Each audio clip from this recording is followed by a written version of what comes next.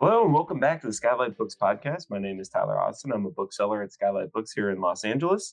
And today I'm ecstatic to be joined by Will Harris, a semi-former AV Club writer with over 200 random roles articles. He's now with been with Decider, Vanity Fair, Variety, Vulture, many other outlets, now starting with V. And he has a big gig coming up that we're all excited to see what he's going to do with.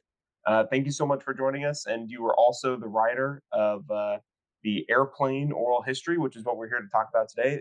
Thank you so much for joining us, Will. Absolutely, my pleasure. My formal title for the book is interviewer. Interviewer. Yes, yeah. That's true. That is, I should have double checked on that because I wasn't sure what exactly. Contractually, I do not want to claim to be the writer of it. The right, okay, that's good. Interviewer and sort of historian. I would say historian. Let's ramp you up. Oral historian is probably not a bad thing. I think that's fair. I think that's the right way to go. I like that. Okay, so and it's called Shirley, You Can't Be Serious. Obviously, one of the famous lines, maybe one of the most enduring jokes of the entire film is where you get the title from. And so I always, when we start one of these podcasts where I'm speaking to someone who's spent a great amount of time writing one long book about a subject matter such as Airplane, I like to sort of ask what was your initial relationship with the movie Airplane, and that obviously endured all the way until now? I literally saw it in the theater during its original run, so 1980. I was 10. Possibly should not have seen it that young, but I mean, it was PG, and my parents trusted me enough at 10 that they sent me off in the theater to go watch it. Because those were the days where you could just send your kid off to the theater to watch a movie at 10. But I loved it. It definitely shaped and or warped my comedic sensibilities, and I was in the Zucker camp for life from that moment on. Do you remember? So at 10, I feel like that is maybe a little too young, but also probably the perfect time to see Airplane. Definitely my first pair of bare breasts on the silver screen. Yes, that is it. Yeah. I feel like for me, that would probably fall in the similar camp in terms of seeing it on HBO on a Sunday afternoon. What's this Airplane movie about? My dad being like, it's really funny, and maybe not remembering everything that's in the movie. Exactly. What was did you just immediately take to it? Were there certain jokes that what were the jokes you came out of that movie just absolutely quoting or loving? Yeah, I don't remember the specific jokes at the time. It just, I remember that I found it absolutely hysterical, and just the hilarity and the seriousness. I do remember that aspect of it. Yes, and that is, yeah. They hit on that. Carried on to when they did the short-lived TV series Police Squad, which evolved into the Naked Gun film franchise. I was one of the 5 people who watched it when it was originally on the air, and I still remember calling my friend Chris Johnson after every episode, and we would just trade our favorite jokes. That's the beauty of that. That is exactly it. And you hit it there too with the tone, which is something they talk about as being so important, obviously, in the book. Of like, the joke is that no one's playing anything as a joke. It's everything is just so stock serious that that's where the comedy comes from, which is such a specific sensibility. And I feel like you do a great job of getting into the book with the guys about what exactly that is. And so just to go back a little bit, sure. You did an oral history of this for the AV Club back in 2015. Is that when you sort of first got into contact with those guys and maybe, that was started? That's how it started. I was contacted by Sean O'Neill, who was one of my editors at the AV Club at the time, and he said, "Would you be interested in doing this? They're doing a screening of Airplane. I think it was in Nashville, somewhere in Tennessee." And we were pitched the idea of doing a piece on it, and I thought it would be a great way to kick off an oral history. So I reached out to, I think it was David and Jerry were going to be there, and then I also reached out to Jim, so I managed to get all 3 of them at the time, and as many of the actors as I possibly could. And then it was huge success for the AV Club, tons of traffic and tweets and retweets, etc. It was about, that was May 2015. And then in December 2016, that's when I got an email from David Zucker with the subject line freelance work. And it just said, I might have something for you. Give me a call. And so when I called him, and I tell the story all the time, but this is literally how it went down. He said, we had talked about the possibility of doing a book, and nobody was getting off their asses to do it. And then we were just sitting around watching a Packers game, and I don't remember which of us actually suggested it, but someone said, "Well, what about that guy who did the thing for the AV Club? That didn't suck." So they reached out to me, and obviously it was a process because that was December 2016, and here we are in 2023. And the pandemic didn't exactly help things either. But eventually we got it done. The whole thing was like done on spec, basically. What spec in terms of they were paying me as opposed to a publisher. Like I was basically on retainer for them, working on it to put it together as best we could. And then it was set up so that once they actually got whatever advance or whatever, I'd get a portion of that as well. We got all that worked out. But it was a long but wonderful experience. I could imagine. I think what I love so much about going through it, and it's such a quick read because it's so funny, and obviously in a way that oral histories can be conversational. It's very conversational, but I've never the way it reads is that Zaz as Zucker, Abrams and Zucker are known shortened. They're together, right? They're in the same room as you're interviewing them. Well, we were all in the same call. They were in their respective homes. Yeah. But yeah, we did probably, I'm sure, over 24 Zoom calls, and almost all of them, it was all three of them together. I've got occasional recordings on my computer that will say just Jim or just David and Jerry or whatever, just depending on what the availability was. But whenever possible, it was all three of us, and that tended to be way more the majority than not. Because it's so fun because there you can see them all remembering and building off of each other and riffing jokes, and it's like you're like, oh, this is what it must have been like to be there for the writing of Airplane. Absolutely. And I've said that I got the definitive director's commentary of the movie because David put the movie on while we were on Zoom, and we watched it, all four of us, and he would just pause it so they could tell anecdotes about whatever scene was happening at any given moment. Oh, that's incredible. So that's if you have that file recorded, you could just, if it were to fall in my inbox, I wouldn't fight you on that. I understand. That's incredible. So what was it like? Was it difficult? Because there are three guys who, and we can get into it even in more specific, because there are some jokes and bits and these things these guys do that I was just like, oh my gosh, who has the stamina for these types of bits, long running bits that they do? How do you, was it difficult to wrangle them, or were they all did they try to stay on topic? For the most part, they've got a flow with each other that worked really well in terms of the conversations. And it also helped me that their voices each of them are distinctive enough that transcribing it was a lot easier than it could have been otherwise. But yeah, they're very good about, for the most part, letting each other finish talking before the next one starts to talk. That's always good. That doesn't always happen. I feel like that can always be a problem. But then I guess that's years and years of having built a sort of rapport, a comedic rapport specifically. Absolutely. And as far as the construction of the book with those guys, we had the benefit that like I say, I transcribed everything, of course. But then I think probably one of the biggest reasons that they're credited as authors as opposed to me is that even after I transcribed everything, it went back to them, and they would remember things they hadn't said during the course of the conversations, and they would continue to add more stuff in. So that's great. That makes a lot of sense for sure. That they and I was one of the things I loved about the book too, and it's more than just interviews. There's newspaper clippings, old advertisements, pages of the script and things. Is that stuff that they just all had saved away in like an archive somewhere? Or?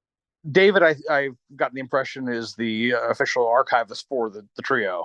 And when I first started the project, his assistant sent me over the official, such as it was, official ZAZ scrapbook that was photocopies of like just a ton of stuff that they had over the course of the years, various flyers and interview clippings and photos from their various collections. And then I had like Dropbox, a ton of photos as well they had. So I mean, David has, I can't even begin to guess how much stuff he's got that he has saved over the years. It's amazing. I mean, it really is, and it adds just such another great dimension to the book. Obviously, to be able to, because I feel like that is one of those things. And if you read an oral history or something, and someone references something offhand, and like, "Well, we did this. We did an advertisement for a phone line that was just 1-800 fart." And yes, style of fart. It was great. Yeah, exactly. And you go, okay, yeah, I believe you. I'm sure it was really funny. And then you see the advertisement for it, and you go, oh, okay. And then the news story saying how it tied up the lines too much, and they had to shut it down. Like, I believe you. Absolutely. That's so cool.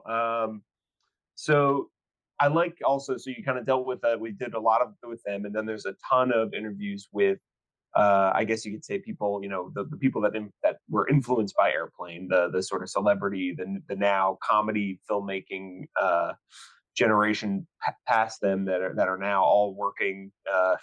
So how was it like? Because I think Bill Hader is quoted about as much as anybody in the book, and Adam McKay. Yeah, it's fun. As far as people, you can usually tell the people who I interviewed versus the people who they happen to have archival quotes from, because I didn't actually get to interview Patton Oswalt for this. I didn't get to interview Sarah Silverman.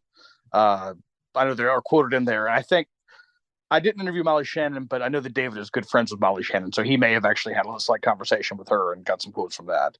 But yeah, Bill Hader was probably the most agreeable to talk, just because he's like, oh, here's my number. Give me a call. We'll talk. And we just chatted for a long time. Just a massive fan of their work and the film, and had a nice conversation with Judd Apatow, even though he was bouncing between projects at the time. Jimmy Kimmel was thrilled to get on the phone too, actually. And who else? Trey Parker and Matt Stone. They were in two separate locations actually when I talked to them, but they were both ecstatic to get on the phone and talk about it. That's so interesting. So, how do you go about sort of? I mean, you could probably throw a dart in the dark and hit somebody who's an Airplane fan. But how do you go about sort of compiling that list and deciding who you're going to try to talk to about it? The majority of that came from David, who had been approached by these people over the years, who had said, "I'm a huge Airplane fan." So he's like, "These are the people you're going to want to reach out to." And then there were a few others that I tried here and there. That I tried to find out if they were Airplane fans, and if they wanted to talk. But it was surprising how many people I couldn't get through that direction. It was mostly people who David had known, and because they had pointedly told him what a fan he was, it was easy to get them on the line. That's great. Yeah, and Hader is like clearly such a film nerd and comedy nerd, and he's just goes so long about it. I was at every other page. I was like, hey, Bill Hader had something interesting to say about this. That's so great. Oh, Adam McKay was someone else I forgot to mention who I had a great conversation with about it too. Yes, he was also, I felt like, popped in a lot, and I was like, oh, that's always, and which makes so much sense. I mean, you can go right from Airplane to something like Anchorman, I feel like. 100%. Yeah. He made himself very accessible. He was great. Oh, that's awesome.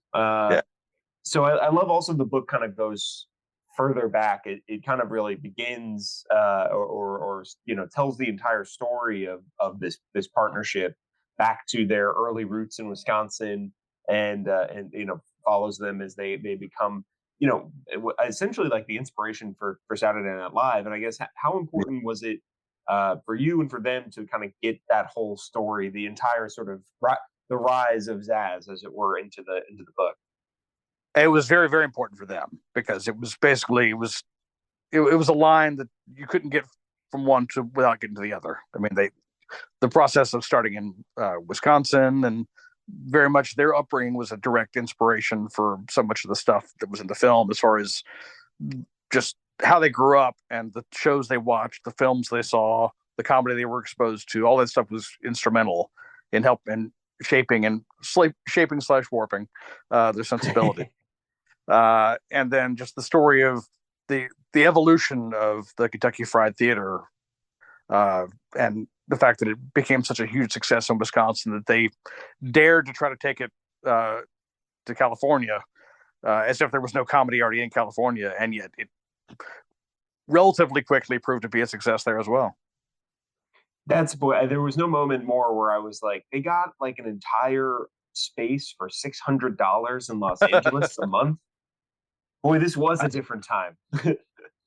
It's funny. I my friend Michael Price, who is works for The Simpsons and co-creator of F is for Family. He got a copy of the book and was reading, and he was like, "I can't believe."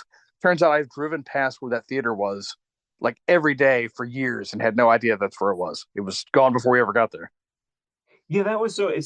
Well, yeah. So they start this theater basically as like, and they started back in Madison, Wisconsin, as it's kind of even there's almost no equivalent that I can really think of because it's not like a UCB.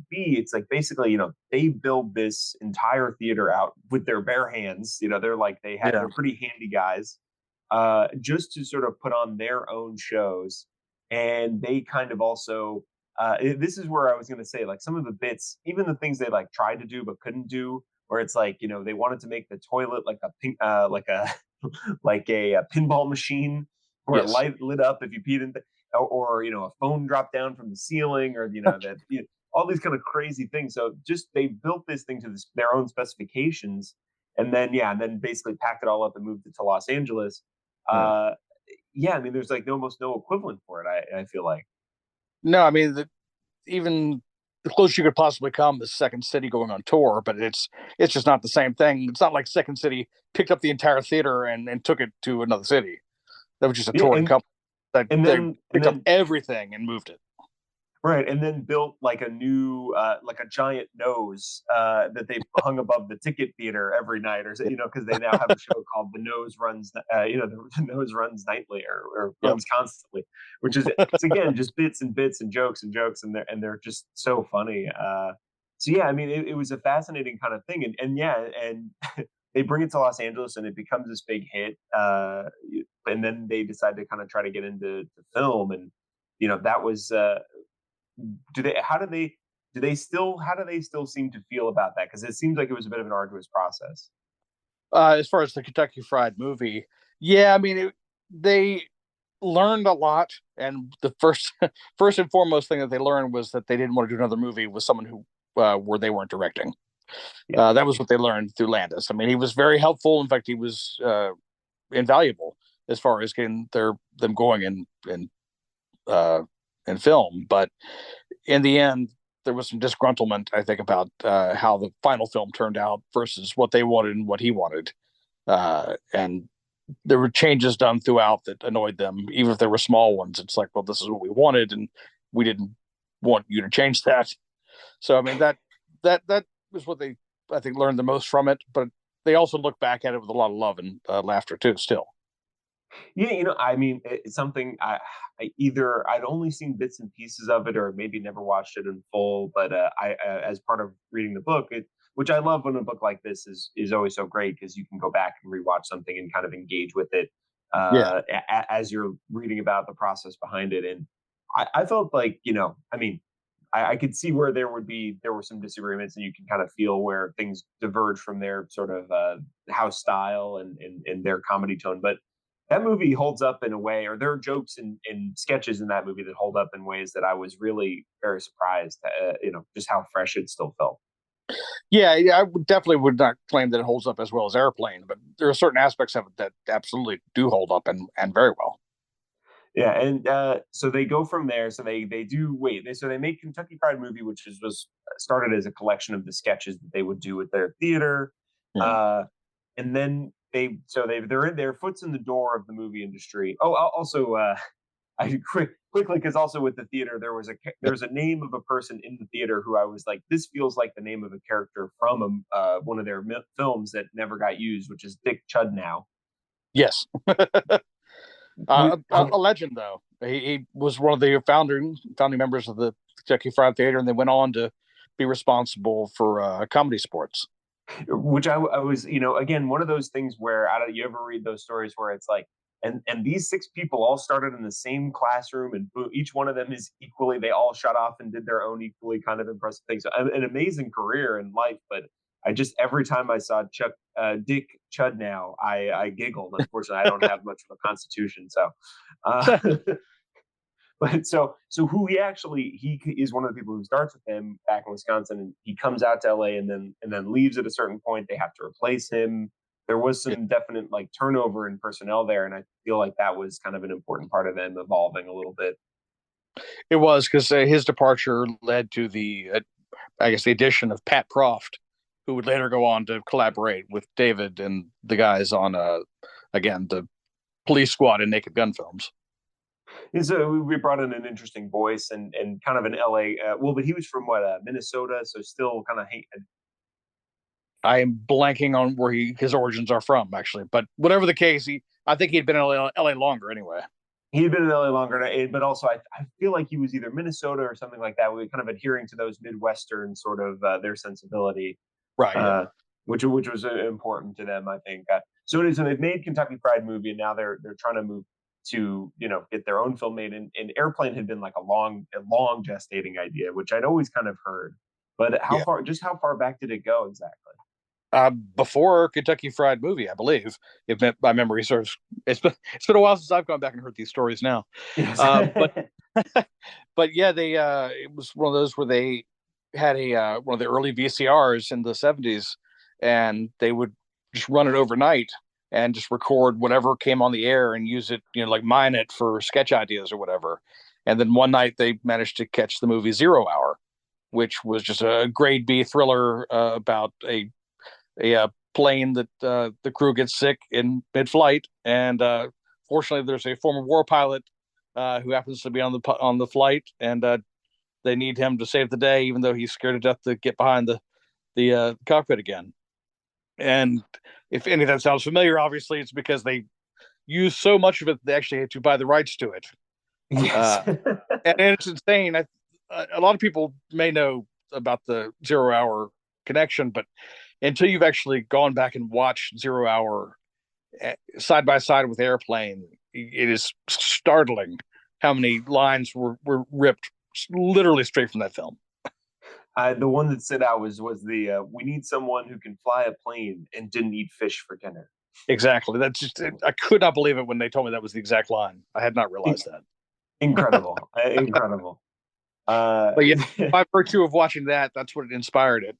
And obviously it was still a long process because they needed to try to get the funding, and they always knew from the get-go that they wanted to go with the whole serious actors in the roles, and that was proving almost impossible to sell to actors because no one had never ever really done anything like that, gotten serious people to do comedy by virtue of not being funny.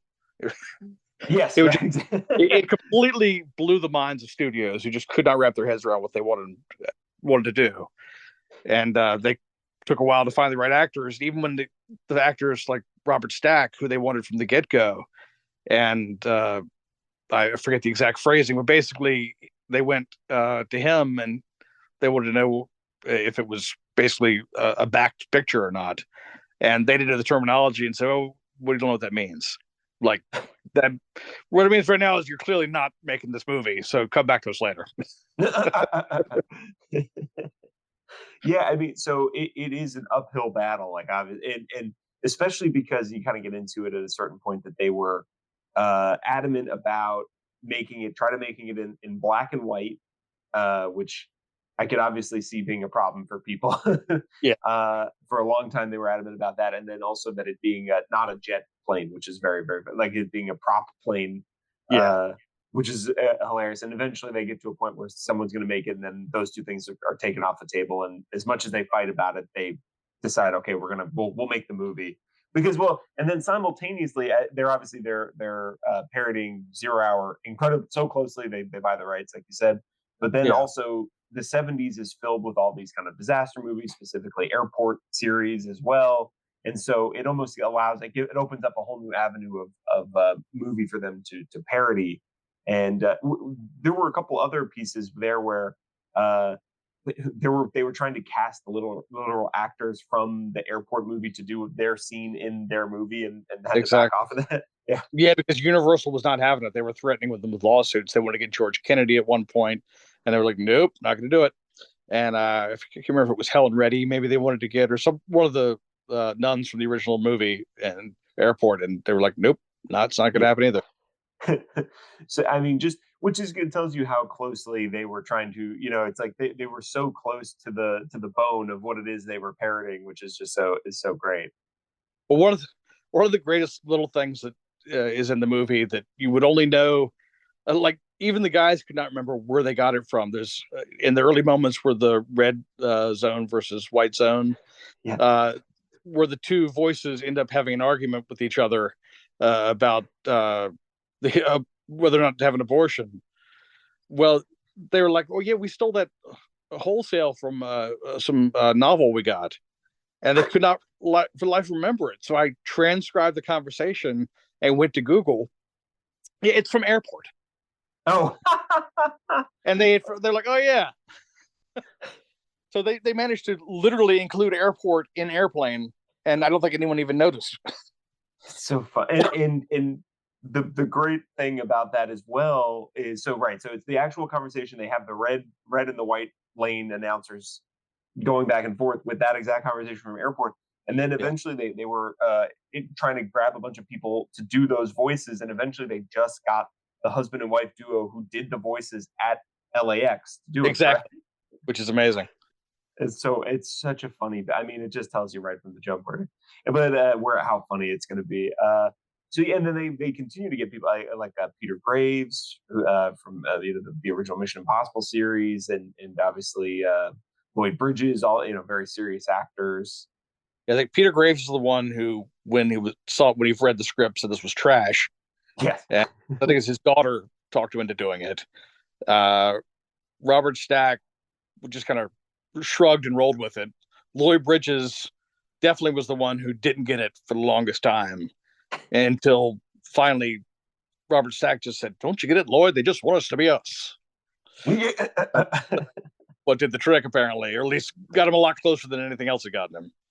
But Leslie Nielsen was definitely the one who, even though he was like their third or fourth choice for that role, he was the one who was like the closet comedian who nailed it from the get go.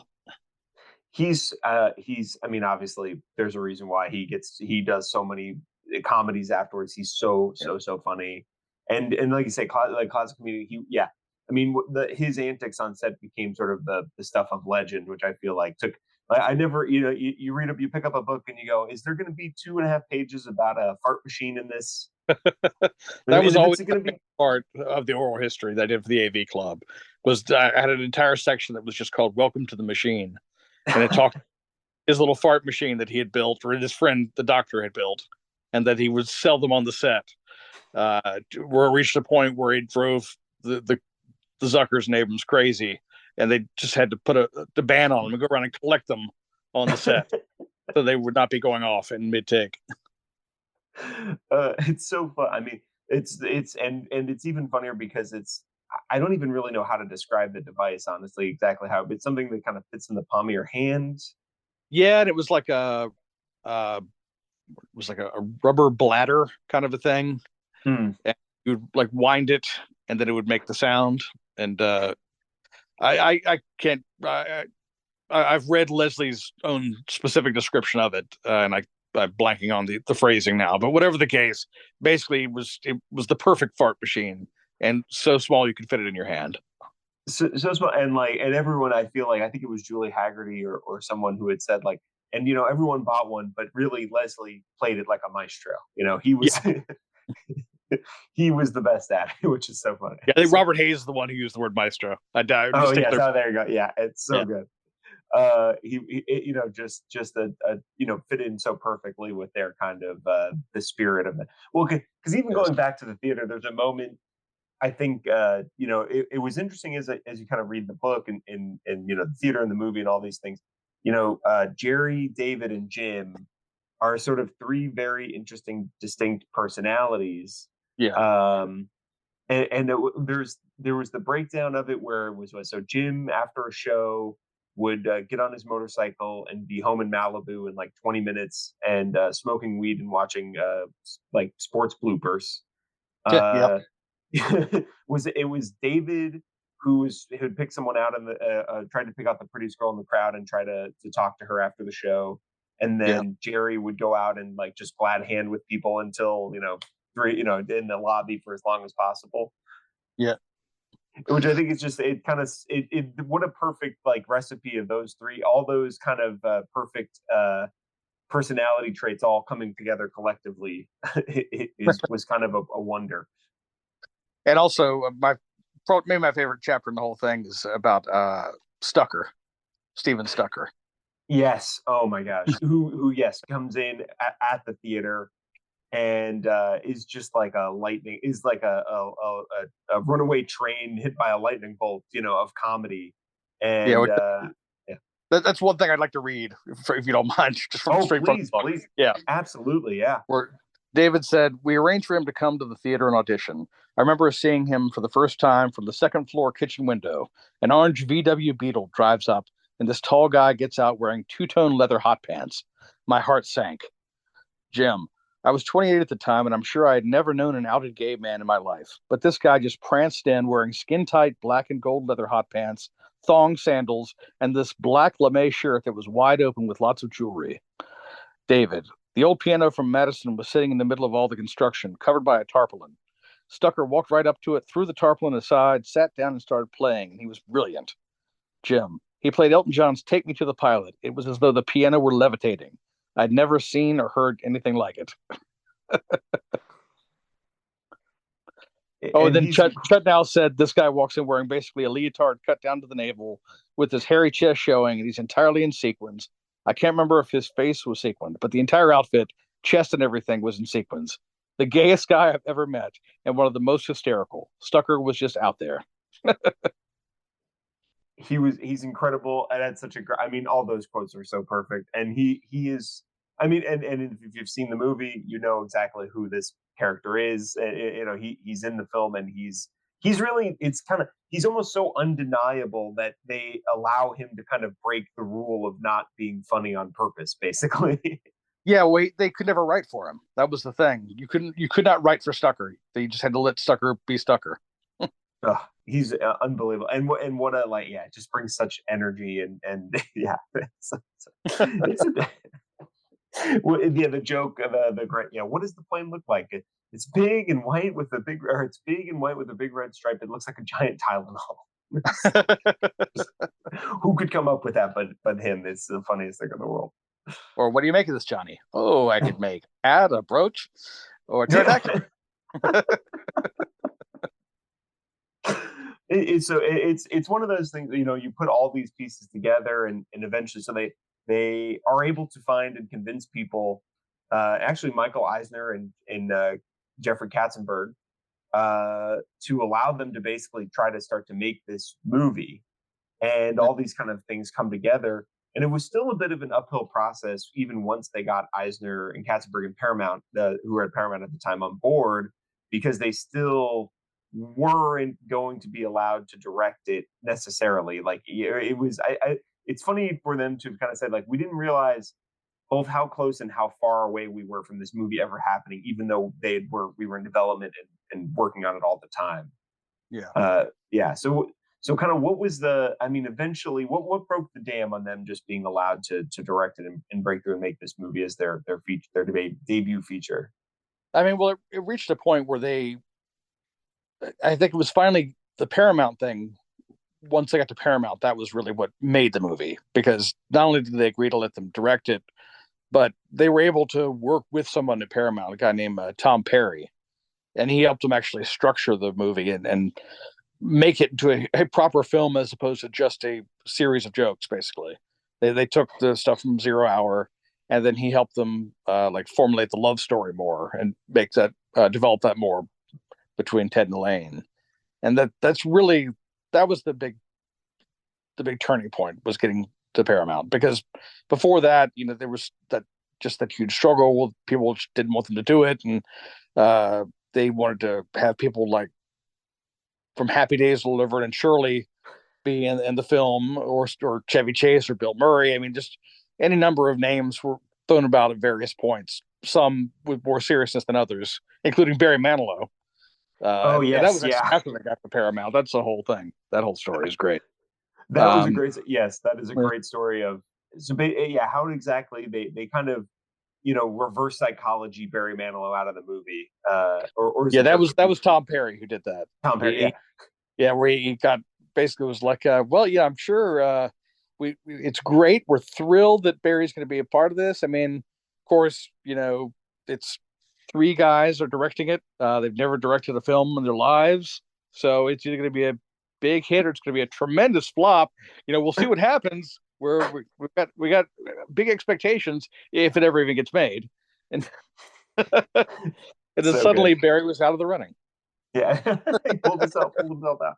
And it was I mean it sounds like it was a real process to find. I mean, yeah, so obviously, they had all these guys in mind for the sort of the Robert Stack, the Peter Graves, those types of guys.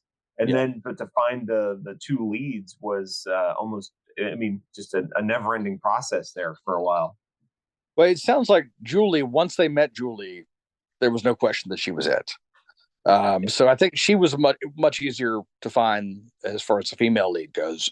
Although I did get to interview Shelley Long, and she auditioned for it. And I did not get to interview Sigourney Weaver, but she auditioned as well. She was my great white whale that I never got, that I wanted to talk to for the movie, but I tried repeatedly, and it was one of those cases where they said, "I'm sorry, she's not available." Like, well, I mean, I'm pretty flexible. I can be available whenever she is. Sorry, she's not available. Oh, so it's like that. Okay. But Shelley Long, she absolutely was glad in the long run that Julie Haggerty got it. But you could definitely tell that even now she's like, I could have done it. Yeah.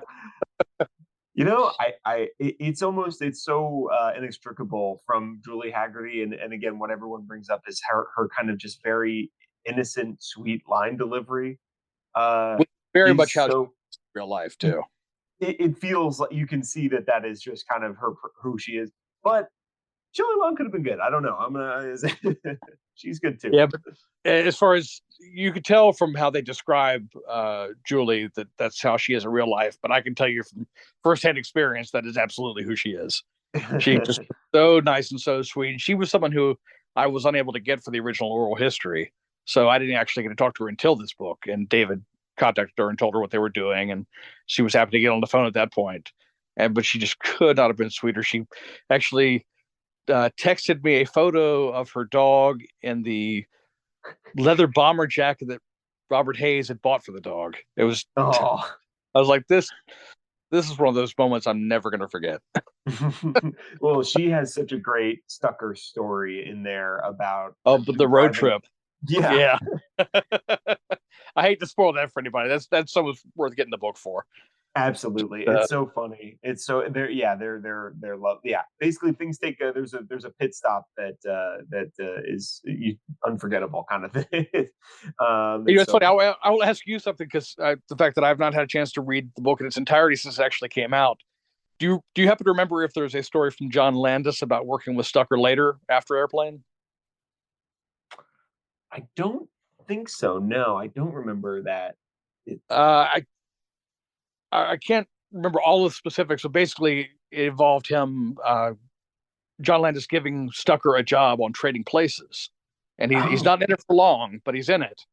And it was basically because he had found out at that point that he had developed AIDS, which later he appeared on Donahue, so that's well documented and everything. But he wasn't able to get medical coverage, basically. So John Landis helped him get back his acting career, at least for a brief period there, and therefore was able to be insured. Oh gosh, yeah, it is such a shame, and I know Bill Hader had a quote about that specifically, where he was like, it's such a shame, he was such a talent and he passes away so young, that we could have had another 40 years of Steven Stucker, and it just seems like it was just a tragedy. It really is, yeah. But who's in Trading Places? Sorry. It's on the train, or right as they're getting ready to get on the train, maybe toward the end of the film. Oh, okay. It's a very small part, but if you go looking for him, you'll be like, "Oh my God, Steven Stucker! I can't believe that." Yeah, it's very distinctly him. He's like wearing a suit and glasses, but it's okay. Stucker. That's that's just again just such a shame, because he's so incredibly funny. But it almost on some level it almost adds to the lore of Airplane. And obviously not that it's worth it, but it's like he's this otherworldly figure that just kind of pops into this one movie, and you're like, this like live action Bugs Bunny, and then you never see him again. It almost keeps it like pristine in a way that's kind of incredible. Yeah, 100%. Yeah, just that's a talented person. So they do well. There was a great story I wanted to ask about. So it was the first time basically in like documented history that three people directed a movie. Yes. And so they had a lot of trouble with the DGA about that. And I was wondering if you could kind of get into and talk about the lengths they were willing to go.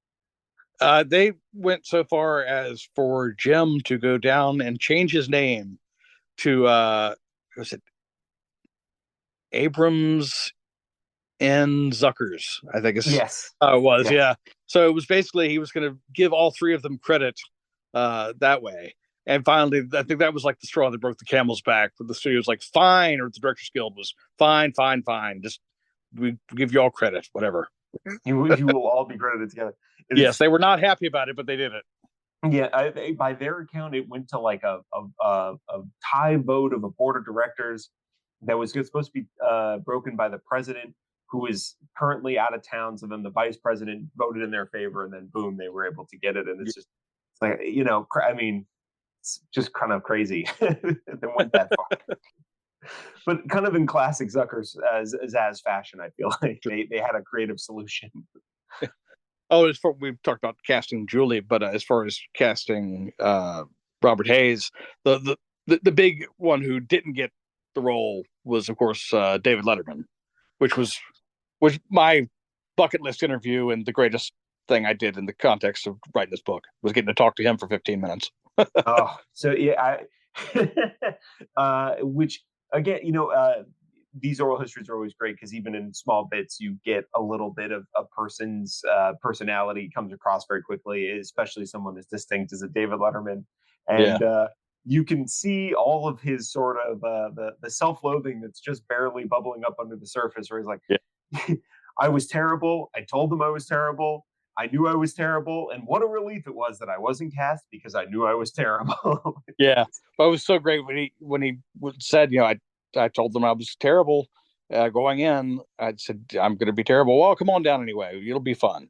So I go down there, I do it. And as soon as I get finished, they come up to me and said, boy, you were right.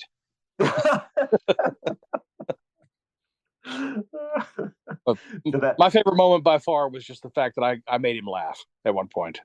Oh, that's the best. We were talking about the fact that the story I think is in the book where he talks about how he was being sent on auditions back in that period of his career, and he had to audition for what I think ultimately became the sitcom Making It with David Naughton. But he auditioned for, and they were like, "We want you to stand in front of a mirror. You're getting ready to go out for a Saturday night, and you're like kind of dancing in front of the mirror, and you're brushing your hair." And he's like, "You know what? I've just remembered. I've left my truck running, and I walked out, and I just never came back." But I said, I'm not surprised to hear that you're uncomfortable because I saw you on Mary. And he was on this short-lived variety show with Mary Tyler Moore that had song and dance numbers. And he said, oh, my God, you saw that? And I said, I did. In fact, until I saw it, I was unaware that it was possible to both dance and cringe at the same time. Burst out laughing. That's like, well, I can retire. I'm good. Yes, that is a career highlight. I think that's pretty awesome. Oh my gosh. Well, he's so and they had so they run through Letterman. They finally get Robert Hayes. They also do a thing that's so brilliant and it's so funny in the movie. It's that obviously is in the original Zero Hour they had a guy. They had a professional athlete, the Crazy Legs. I can't think of his last name right this second, but yeah, it was a basketball player also. I was going to say similarly named Crazy, who's a basketball player, and I was going to say I also can't remember his name except for it's Crazy Legs. Yeah, because the funniest thing in the world to me, even again, it would feel like a joke that the Zuckers would do is on the poster for Zero Hour. It's starring Crazy Legs is on the poster, which is good. How do you take that movie seriously ever if once you see Crazy Legs on the bottom of the poster? And so they reached out to several different guys, right? But it ends up being Kareem Abdul-Jabbar. Yeah, Pete Rose, I think, is the most notable they tried for. Yes, that was who they had written it for originally, I believe. Yeah, exactly. And he was busy doing something at that time. Well, I think baseball. I mean, that was the issue. Yeah. Oh, it was during the baseball season. That's right. Yeah, He was because busy running someone over at home plate, maybe. Yeah, and he wasn't able to do it. Playoffs or something. So that's right. So they get Kareem, who ends up being just like absolutely, unforgettable in it, and is kind of perfect in his like woodenness. Like he really is the exact right speed for it. Absolutely. And so were you able to? I'm trying to think. You were able to speak with him for about as well. He was the only one I did an interview with by email because interesting. Yeah, he's constantly doing stuff. But he was happy to participate. I just had to do it by email. Interesting. But, and of course he writes so much anyway, so his responses were as good as they would have been if I'd done it on a phone anyway. I'm sure. Absolutely, it's one of those things. Yeah, later you realize that Kareem Abdul-Jabbar is just an absolutely like tremendous writer, thinker. He's incredible as like a TV. He's worked in TV rooms. He's been a TV cultural critic, and you're like, what can't this guy do? Exactly. So the movie, I mean, obviously, it eventually they film it, they get it all together, it comes out, and is pretty rapturously received. How do you feel about their sort of their relationship to the success, and then obviously then their careers from there kind of continuing on? I mean, it's still, I think, the gem in their crown, and they consider it to be such. I mean, and it would have to be pretty much because there's no other project they've worked on over the years that they have had as much time to get it exactly how they wanted it to their exact specifications. I mean, obviously, any film you do, they're going to complain about something. You look back on, you're like, oh, I wish we fixed that, and they still do that too. But that's definitely, they look back on that as their pride and joy, and rightfully so. Yeah, it announces them exactly as who they are, and then they can kind of go forward and kind of find their way of doing their kind of comedy. But yeah, I mean, it's definitely what would you call it? It's their blank check. I mean, from there they can kind of make what they want for a while, and change comedy. I mean, really in a way do something so different in their kind of offshoot of comedy. It's so impressive. Yeah, I mean, it really did change comedy. With no one had done anything quite like that before. They hadn't done that thing with the serious actors playing it serious and getting laughs by doing that. It was that's literally is why it took so long to get into production, and why they had to fight so hard to get exactly the vision they wanted to do, because nobody was getting it until they did it, and then it was like, oh, now I get it. Right, and that was such an interesting thing too, because obviously it's still the late 70s when they're going around pitching this, and they did this thing. It's so smart, and I mean, I know I have friends who do this now, is cutting together a sizzle reel, like what would now be considered a sizzle reel at the time, that they had on a little projector that they would bring to these meetings to try to convince people, this is what we want to do. See how this thing is funny. It's so serious, it's funny, and it still didn't really finally it found the right home, but it took them a long time. But they kind of were always on the cutting edge of that kind of stuff, of again, making their own theater to put up their shows, and doing these sizzle reels, and having Kentucky Fried Movie is the collection of their sketches that they did that they could move and get it. They were just kind of always pushing, and they finally got to make it, which is they were all better for it. Well, the projector, that was actually one of the biggest things that I think helped them get signed to Paramount, because when they brought that projector, even now you talk to Eisner, and as I did, talk to Michael Eisner and Jeffrey Katzenberg, and Barry Diller too. I think all of them, they very distinctly remember they brought in the projector and showed that the clip, or the sizzle reel, as you say. Yeah, it's so smart, because and I guess it's one of those things. Eventually, it kind of speaks to their entire career, and how they keep talking about, we did all these live shows, and we just followed the laughs, right? It was about, Yeah. what was working, what wasn't working. And I'm sure after, 15 meetings where nobody knows what you're talking about, you go, okay, well, we have to find a new way to try to communicate this. Yeah. And they managed to do it. And, thankfully it leads to the movie getting made. And the following the laughs thing just reminds me of the way they ended up cutting the film. To get the best possible impact was by literally recording the laughter during screenings. And they cut the film at one point based solely on one guy laughing. One guy who had particularly boisterous laughter. They went and literally cut the film based on what he thought was funny and dropped things that they didn't hear him laugh at. I mean, that's great. Absolutely insane, but it worked. That's so fun. Yeah, because so they do talk about having a particularly disastrous test screening, right? For yeah, that's like, I hate to give too much of that away because that's at the very opening of the book, but it's amazing that they ever got past that point in the film, because it literally, that could have been their bombed them right out of Paramount. They could have just dumped that thing out on a bad weekend and been done with it. And thankfully they kind of get to keep pushing forward and exactly like get some more test screenings and cut it up right. And because again, that's a thing too. It's obviously so many of the people who you talk to who were fans of it said, like, I had to go see it 2 or 3 times because you miss so many jokes, because people are still laughing at jokes that just happened 10 seconds ago. Absolutely, yeah. Which is so a part of their style. Totally unrelated. I mean, not completely unrelated, but Leslie Nielsen. I just am remembering, because obviously they have a long partnership that goes on for a number of years later. But There was just a bit that I saw that surfaced on Twitter that was from their like fugitive spoof that they did together, that he did. He did. I don't think they had anything to do with that, but I think I think okay, that makes sense. Wrongfully accused is what it was. Wrongfully accused. Yes, exactly. Which I had never seen.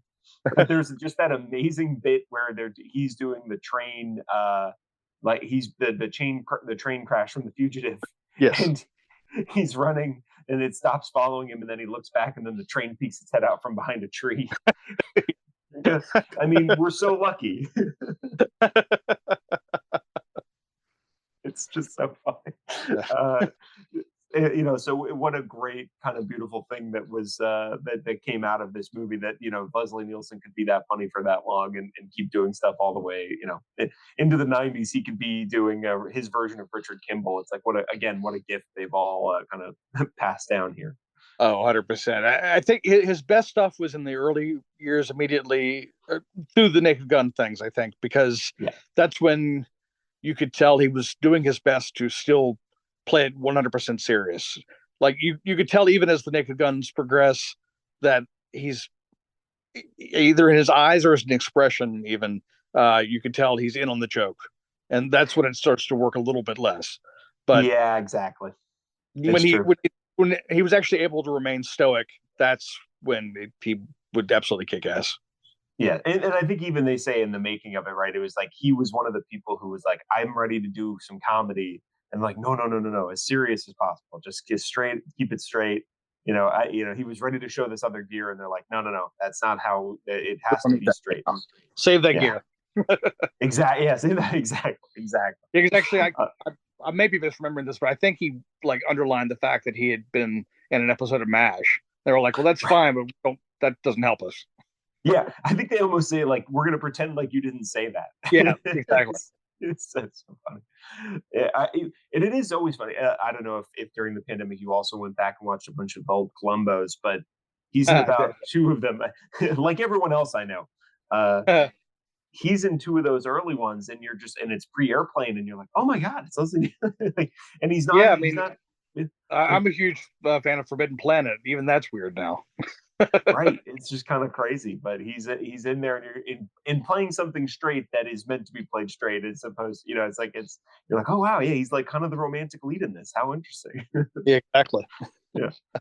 So I guess the last thing I'm kind of interested, because we'll kind of leave with this maybe, is I think what's so interesting about the book, and Zaz kind of talk about how they feel like maybe they wouldn't be allowed to make a version of it today. But I think what's so interesting about the book is that they were barely allowed to make it then. That's very true.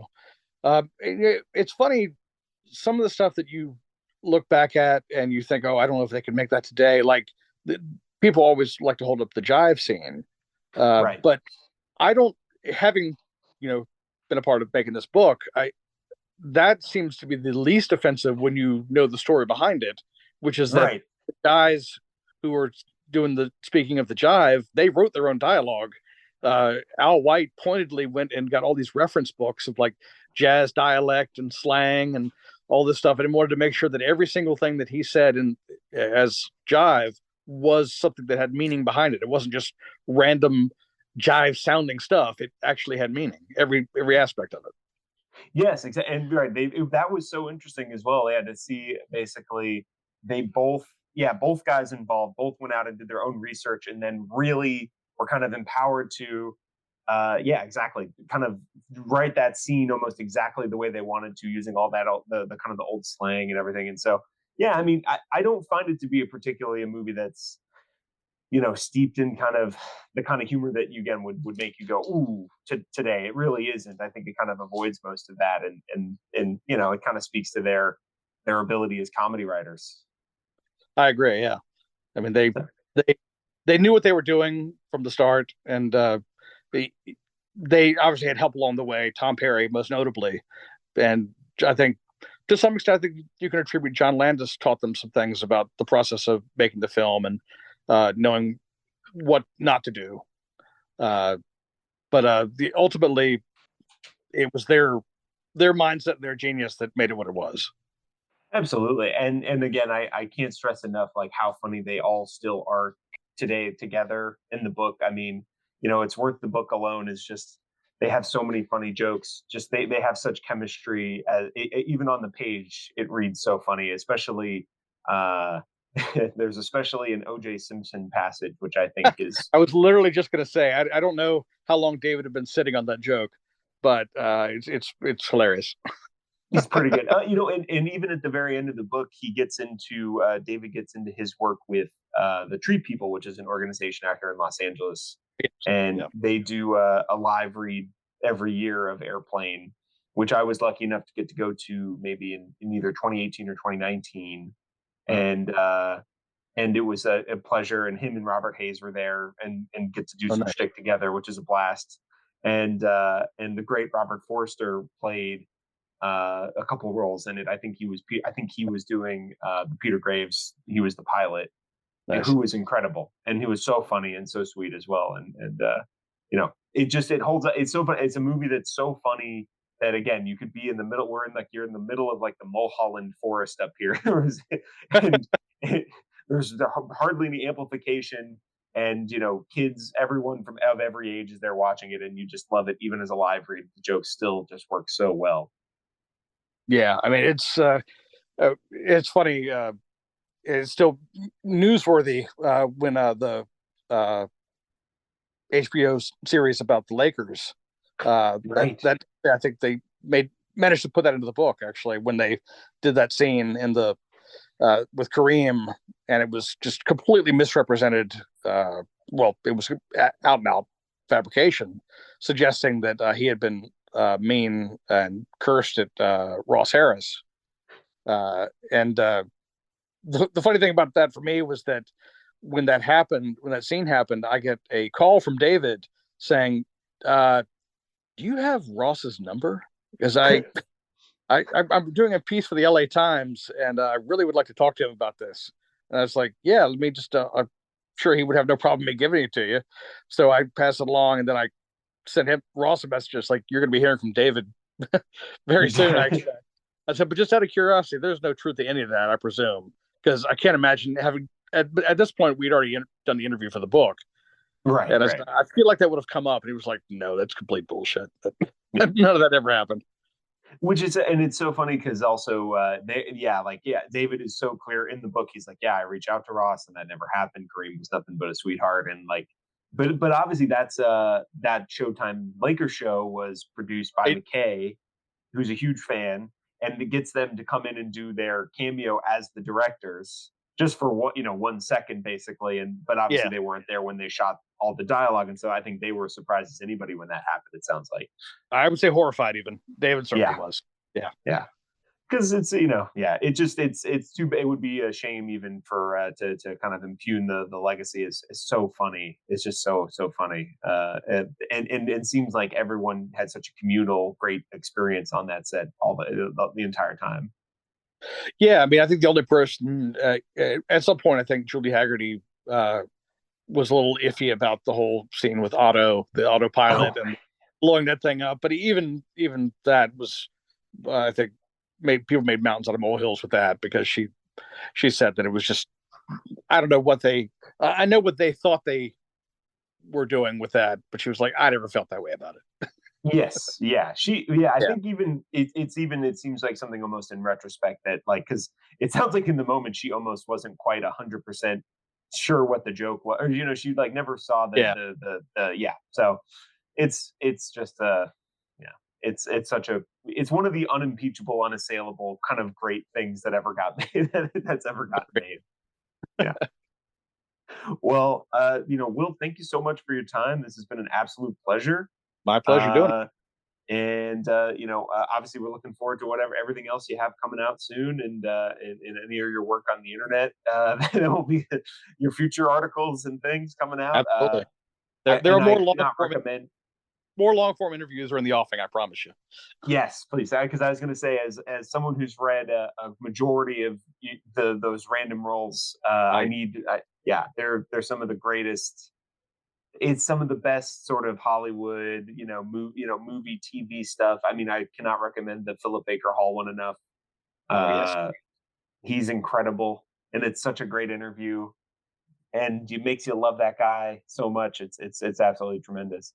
I will say that, just a side hype for myself, that I've got a Substack. It's willharris.substack.com, and one of the pieces on there is about a pilot that Philip Baker Hall did, where he played a ringmaster for a sitcom with a drunken clown, and he was so kind to get back on the phone with me and do a ridiculously long interview about something nobody's ever actually seen. But I absolutely recommend that you seek that out. Someone's actually put it on YouTube now, but if you read the article first and then watch the pilot on YouTube, it's such an amazing story, just by virtue of why it ultimately never made it to air. There are so many great moments in there that I feel like I personally quote all the time now, because I've read that piece, and there's one line in particular that I think you could imagine. Oh yes, God, that I'm so glad I was able to do that story. Yeah, and just again, it'll make you fall in love with Philip Baker Hall, because I mean, there's moments in that where he's explaining how he made sure that they had to fight to get the points for people, so that actors could, he's just a union man who needed, wanted to really help his fellow actors, and it's a great vital piece of writing about the entertainment industry and that guy in particular. Yeah. So again, thank you so much, Will. We really appreciate it. My pleasure. And if you're listening, you should come out to Skylight Books. Shirley, You Can't Be Serious is going to be available for purchase in the Arts Annex, which is at 1814 Skylight, which is just 2 doors down from our main location. And we would love for you to grab it. Dads and uncles will love this book. So 100%. Please come and get it at Skylight Books, and we would love to wrap it up for you as well. So thanks again, Will. Thanks everybody for listening. Thank you. And we will talk to you. We will be back soon with another episode. Thanks again. Thanks.